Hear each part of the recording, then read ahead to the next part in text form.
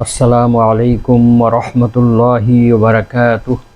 ইন্নাল হামদালিল্লাহ ওয়াসসালাতু ওয়াসসালামু আলা মুহাম্মাদিন ওয়া আলিহি ওয়া আসহাবিহি ওয়া মা ওয়ালা, আম্মা বাদ। সম্মানিত দর্শক শ্রোতা, মুসলিম ভাই ও বোনেরা, আমরা দারসুল হাদিস অনুষ্ঠানের আজকের অষ্টম পর্ব নিয়ে আপনাদের সামনে উপস্থিত হয়েছি। যথারীতি আজকে একটি হাদিসের সরল অনুবাদ এবং সংক্ষিপ্ত ব্যাখ্যা করব। চলুন আমরা হাদিসটি পাঠ করে তার অর্থ এবং ব্যাখ্যা জানি। বিসমিল্লাহির রহমানির রহিম। ওয়া আন আবি হুরায়রাতা রাদিয়াল্লাহু আনহু ক্বালা ক্বালা রাসূলুল্লাহি সাল্লাল্লাহু আলাইহি ওয়াসাল্লাম। হযরত আবু হুরায়রা রাদিয়াল্লাহু আনহু থেকে বর্ণিত, তিনি বলেন, মহানবী সাল্লাল্লাহু আলাইহি ওয়াসাল্লাম ইরশাদ করেছেন, ওয়াল্লাযী নাফসু মুহাম্মাদিন বিয়াদিহি, ওই সত্তার কসম যার হাতে আমি মুহাম্মদ সাল্লাল্লাহু আলাইহি ওয়াসাল্লামের প্রাণ রয়েছে, লা ইয়াসমাউ বি আহাদুম মিন হাযিহিল উম্মতি ইয়াহুদিয়্যুন ওয়ালা নাসরানিয়্যুন, এই উম্মতের যেই কেউ আমার সম্পর্কে শ্রবণ করবে, আমার সম্পর্কে শুনবে, সেই ইহুদি হোক বা খ্রিস্টান হোক, সুম্মা ইয়ামুতু ওয়ালাম ইউমিন বিল্লাযী উরসিলতু বিহি, তারপরে সেই যদি মারা যায়, আমি যা কিছু নিয়ে পৃথিবীতে প্রেরিত হয়েছি তার প্রতি বিশ্বাস না করে, তার প্রতি ঈমান না এনে সেই যদি মৃত্যুবরণ করে, ইল্লা কানা মিন আসহাবিন নার, তাহলে সে অবশ্যই জাহান্নামের অধিবাসী হবে। রাওয়াহু মুসলিম, অত্র হাদিসটি ইমাম মুসলিম শরীফে উল্লেখ করেছেন, সংকলন করেছেন। আবার অর্থটা বলি আমরা। মহানবী সাল্লাল্লাহু আলাইহি ওয়াসাল্লাম বলেন যে, ওই সত্তার কসম, অর্থাৎ আল্লাহর কসম, যার হাতে আমার প্রাণ রয়েছে,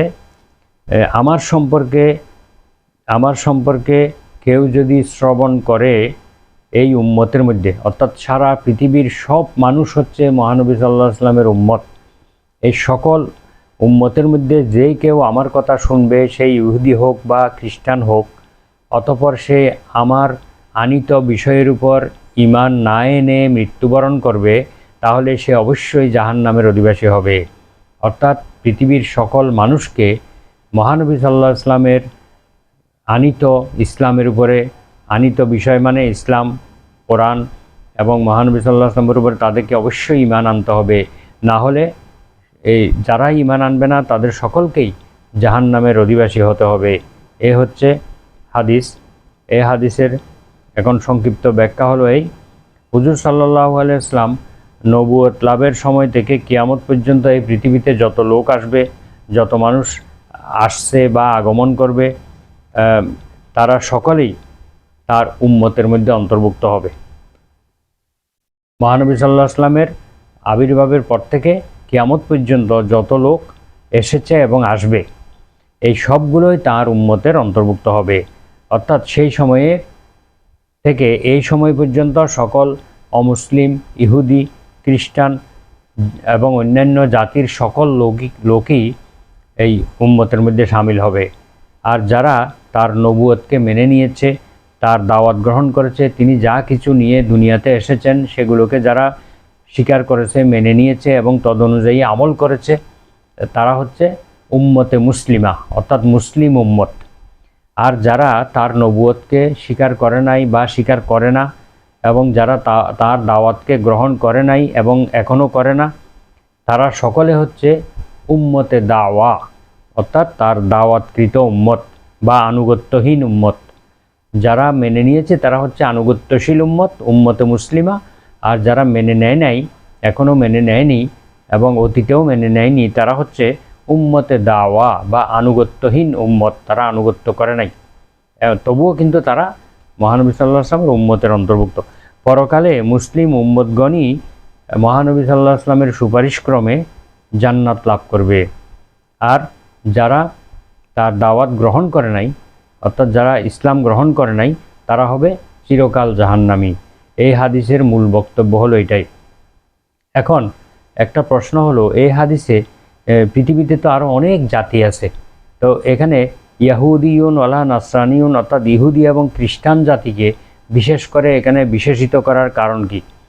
এর কারণ হচ্ছে রাসূলুল্লাহ সাল্লাল্লাহু আলাইহি ওয়াসাল্লামের আবির্ভাবের পর পৃথিবীতে যত মানুষ বিদ্যমান ছিল, বর্তমান ছিল, কিয়ামত পর্যন্ত যত মানুষ এই পৃথিবীতে আগমন করবে, যেই ধর্মে সেই বিশ্বাসী হোক না কেন, এবং সকলকেই রাসূলুল্লাহ সাল্লাল্লাহু আলাইহি ওয়াসাল্লামের উম্মতে দাওয়ার অন্তর্ভুক্ত হবে। সকলেই রাসূল সাল্লাল্লাহু আলাইহি ওয়াসাল্লামের উম্মতে দাওয়া বা আনুগত্যহীন উম্মত, অর্থাৎ তাদেরকে দাওয়াত দেওয়া হয়েছে এমন উম্মত। উম্মতে দাওয়া মানে যাদেরকে দাওয়াত দেওয়া হয়েছে, আহ্বান করা হয়েছে, এই উম্মতের অন্তর্ভুক্ত হবে। এতৎসত্ত্বেও আলোচ্য হাদিসে ইহুদি এবং খ্রিস্টান এই দুই ধর্মাবলম্বীকে বিশেষভাবে উল্লেখ করার কারণ হলো তারা আখেরি নবী মুহাম্মদ সাল্লাল্লাহু আলাইহি ওয়াসাল্লামের নবুয়তে যদি বিশ্বাস স্থাপন না করার কারণে এবং পথভ্রষ্ট হয়ে যায়, কিন্তু তারা যে ধর্মমতের অনুসারী হওয়ার দাবি করতেছে তা অবশ্যই একটি ঐশী ধর্ম। ইহুদি খ্রিস্টান তারা কিন্তু আল্লাহ তাআলার নাজিলকৃত কিতাবের অনুসারী। ইহুদিগণ হচ্ছে তওরাত কিতাবের অনুসারী, খ্রিস্টানগণ হচ্ছে ইনজিল কিতাবের অনুসারী। তাদের কাছেও কিন্তু ইসলাম এসেছিল, পরবর্তীতে তারা সেগুলোকে বিকৃত করে ফেলেছে এবং কিতাবগুলোকেও বিকৃত করেছে, আল্লাহর দ্বীনকেও বিকৃত করে ফেলেছে। তো তারপরেও তাদের উপর দায়িত্ব ছিল, তওরাত এবং ইনজিলে উল্লেখ ছিল শেষ নবীর আবির্ভাব হলেই তৎক্ষণাৎ তারা যেন তার প্রতি ঈমান আনে এবং তার উপর যা অবতীর্ণ হবে তাও যেন তারা ঈমান আনে এবং মেনে চলে। এটা তাদের কাছ থেকে ওয়াদা গ্রহণ করা হয়েছিল, যা আমরা পবিত্র কোরআনের মহাগ্রন্থ আল কোরআনের তাফসিরের বিভিন্ন আয়াতের মধ্যে আমরা উল্লেখ করেছি। তো তারা যেহেতু ইহুদি এবং খ্রিস্টান, তারা যেহেতু আল্লাহ প্রদত্ত দ্বীনের অনুসারী ছিল এক সময়, তারা যদি মহানবী সাল্লাল্লাহু আলাইহি ওয়াসাল্লামের উপর ঈমান না আনার কারণে জাহান্নামে যেতে হয়, তাহলে পৃথিবীর অন্যান্য জাতিগুলো কিভাবে তারা রক্ষা পাবে? এই জন্য এটা বোঝানোর জন্য তাদেরকে বিশেষ করে উল্লেখ করা হয়েছে। অর্থাৎ তারা আল্লাহর একটা দ্বীনের অনুসারী ছিল, তারাও যদি মুহাম্মদ সাল্লাল্লাহু আলাইহি ওয়াসাল্লামের প্রতি ঈমান না আনে, তার আনিত বিষয়ের উপরে বিশ্বাস না করে, তাদেরকে যদি চিরকাল জাহান্নামী হতে হয়, তাহলে পৃথিবীতে আরও যে জাতিগুলো রয়েছে, মূর্তি পূজারী, অগ্নি উপাসক এবং বিভিন্ন বস্তুর উপাসক, অনেক জাতি ধর্মাবলম্বী রয়েছে, তারা যে চিরকাল জাহান্নামী হবে এটা আর বলার অপেক্ষাই রাখে না। এই বিষয়টির প্রতি ইঙ্গিত করে আলোচ্য হাদিসে ইহুদিউন ওয়ালা নাসরানিউন, অর্থাৎ সেই ইহুদি হোক খ্রিস্টান হোক, এই দুইটা জাতির কথা উল্লেখ করেছে। অর্থাৎ এই দুইটা জাতি একসময় আল্লাহর তৌহিদে, একত্ববাদে বিশ্বাসী ছিল, তারপরেও তাদের উপর দায়িত্ব হলো শেষ নবীর উপরে বিশ্বাস করা। শেষ নবীর উপর বিশ্বাস না করলে তাদেরকে যদি চিরকাল জাহান্নামে থাকতে হয়, তাহলে যারা একেবারেই বিশ্বাস করেনি, যারা অন্যান্য দেবদেবীর বা অন্যান্য বস্তুর উপাসনা করতেছে, তাদের অবস্থা তো অবশ্যই তাই হবে, অর্থাৎ তারাও চিরকাল জাহান্নামী হবে। এই কথা বলে এখানে এই দুই জাতিকে নির্দিষ্ট করা হয়েছে। তো হাদিসে সুম্মা ইয়ামুতু আলাম ইউমিন, তারপর তারা মারা গেল কিন্তু তারা ঈমান আনলো না। এই কথা বলে ইঙ্গিত করা হচ্ছে যে তারা যদি মৃত্যুর কিছুক্ষণ পূর্বেও যদি রাসূলুল্লাহ সাল্লাল্লাহু আলাইহি ওয়াসাল্লামের প্রতি ঈমান আনে এবং তার আনিত বিষয়ের উপরে তারা যদি বিশ্বাস করে, তাহলে তারা নাজাতের অধিকারী হবে, অর্থাৎ তারা মুক্তিপ্রাপ্ত দল হিসেবে, মুক্তিপ্রাপ্ত মানুষ হিসেবে গণ্য হবে। কুফরি অবস্থায় মৃত্যুবরণ করলে তাদেরকে চিরকাল জাহান্নামে থাকতে হবে, এই কথাই এখানে ইঙ্গিত। এই জন্য মৃত্যুর কথা উল্লেখ করা হয়েছে। সুম্মা ইয়ামুতু আলাম ইউমিন, অর্থাৎ মারা গেছে কিন্তু ঈমান আনলো না। তার মানে হলো মারা যাওয়ার পূর্বে যদি তারা ঈমান আনে, কিছুক্ষণ পূর্বেও যদি তারা ঈমান আনে, রাসূল সাল্লাল্লাহু আলাইহি ওয়াসাল্লামের প্রতি ঈমান আনে, তাকে মেনে নেয়, তাহলে কিন্তু তারা মুক্তি পাবে, নাজাত পাবে। তো এই হাদিস থেকে আমরা যেইটা শিক্ষা পাই তা হচ্ছে, পৃথিবীর যেই মানুষ হোক না কেন, যেই জাতির অনুসারী হোক না কেন, তাকে অবশ্যই শেষ নবীর উপর ঈমান আনতে হবে। শেষ নবীর উপর ঈমান না আনলে সে যতই আল্লাহকে স্বীকার করুক না কেন এবং তৌহিদের উপর থাকুক না কেন, পূর্ববর্তী কিতাবের অনুসারী হোক না কেন, তাদের কোনো মুক্তি হবে না। অর্থাৎ তাদের পূর্ববর্তী সব কিছু ত্যাগ করে একমাত্র মুহাম্মদ সাল্লাল্লাহু আলাইহি ওয়াসাল্লামের অনুসারী হয়ে যেতে হবে। এটাই হচ্ছে আল্লাহ তাআলার চূড়ান্ত সিদ্ধান্ত। এর বাইরে আর কোনো পথ নেই, ভিন্ন কোনো পথ অবলম্বন করা যাবে না। মুহাম্মদ সাল্লাল্লাহু আলাইহি ওয়াসাল্লামের প্রতি ঈমান আনতে হবে এবং তার প্রতি যা কিছু অবতীর্ণ হয়েছে সব কিছুকে বিশ্বাস করতে হবে।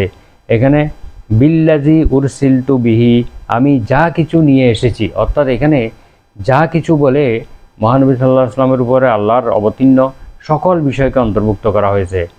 অনেক মুসলমানের মধ্যেও এই ব্যাপারে দ্বিধাদ্বন্দ্ব রয়েছে। তারা আল্লাহ তাআলার বিধিবিধানের কিছু অংশ মানে, কিছু অংশ মানে না। এখানে কিন্তু এই হাদিসে বলা হয়েছে আমি যা কিছু নিয়ে এসেছি সব কিছুকে মানতে হবে, বিশ্বাস করতে হবে, মেনে চলতে হবে।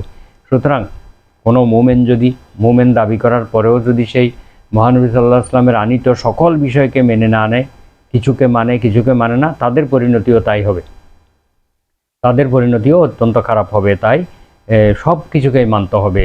কিছু অংশ মানলে, কিছু অংশ না মানলে তাদেরকে দুনিয়াতেও লাঞ্ছনা দিবে আল্লাহ তাআলা, আখিরাতেও তাদেরকে জাহান্নামে নিক্ষেপ করবে। এই ব্যাপারে পবিত্র কোরআনের সূরা বাকারায় আল্লাহ তাআলা বলছেন, আফাতুমিনুনা বিবাদিল কিতাবি ওয়া তাকফুরুনা বিবাদ, তোমরা কি আল্লাহর কিতাবের কিছু অংশ বিশ্বাস করো আর কিছু অংশ বিশ্বাস করো না? কিছু অংশ মানো আর কিছু অংশ মানো না? ফামা জাযাউ মান ইয়াফআলু যালিকা ইল্লা খিজিয়ুন ফিল হায়াতিদ দুনিয়া ওয়া ইয়াউমাল কিয়ামাতি ইউরাদ্দুনা ইলা আশাদ্দিল আযাব, তাদের দুনিয়ার জীবনে লাঞ্ছনা, গঞ্জনা, অপমান, অপদস্থ করা এবং আখেরাতে কঠিন শাস্তির উপরে নিক্ষেপ করা ছাড়া তাদের আর কি প্রতিদান হতে পারে, আল্লাহ তাআলা বলেছেন। তাহলে আংশিক বিশ্বাস করলে হবে না, আংশিক মানলে হবে না, পুরোপুরি মানতে হবে। মানার ক্ষেত্রে যদি আমাদের ভুল ত্রুটি হয়ে যায় তাহলে সেটা আল্লাহ তাআলার কাছে ক্ষমা চাইলে আল্লাহ ক্ষমা করে দেবেন। কিন্তু একেবারেই যদি সেগুলোকে অস্বীকার করা হয়, না মানা হয়, কৌশলে এড়িয়ে যাওয়া হয়, শুনেও না শোনার ভান করা হয়, তাহলে কিন্তু এই আল্লাহ তাআলা সব জানেন, আমাদের অন্তরের অবস্থা, মনের অবস্থা সব কিছুই তিনি জানেন, আমাদের কর্মকাণ্ড সব কিছু তিনি দেখেন, সব কিছু অবলোকন করেন। সুতরাং এখানে চালাকি করলে কোনোভাবে বাঁচা যাবে না। এখানে আনুগত্য প্রদর্শন করতে হবে, সর্বোচ্চ যতটুকু আমরা পারি ততটুকু আনুগত্য প্রদর্শন করতে হবে। আল্লাহ তাআলা বলছেন, ফাত্তাকুল্লাহা মাসতাতা'তুম, তোমরা যতটুকু সম্ভব সর্বোচ্চটা দিয়েই তোমরা আল্লাহকে ভয় করো। আল্লাহর বিধিবিধানকে মেনে চলার ক্ষেত্রে সর্বোচ্চ প্রচেষ্টা করতে হবে। তারপরেও যদি ভুল ত্রুটি হয়ে যায় আল্লাহ তাআলা আমাদেরকে ক্ষমা করবেন। তা আল্লাহ তাআলা আমাদেরকে এই হাদিস অনুযায়ী আমল করার তৌফিক দান করুন। ওমা তৌফিকি ইল্লা বিল্লাহ, আলাইহি তাওয়াক্কালতু ওয়া ইলাইহি উনীব। সুবহানাকা আল্লাহুম্মা ওয়া বিহামদিকা, আশহাদু আল্লা ইলাহা ইল্লা আনতা, আস্তাগফিরুকা ওয়া আতুবু ইলাইক। আসসালামু আলাইকুম ওয়া রাহমাতুল্লাহি ওয়া বারাকাতুহু।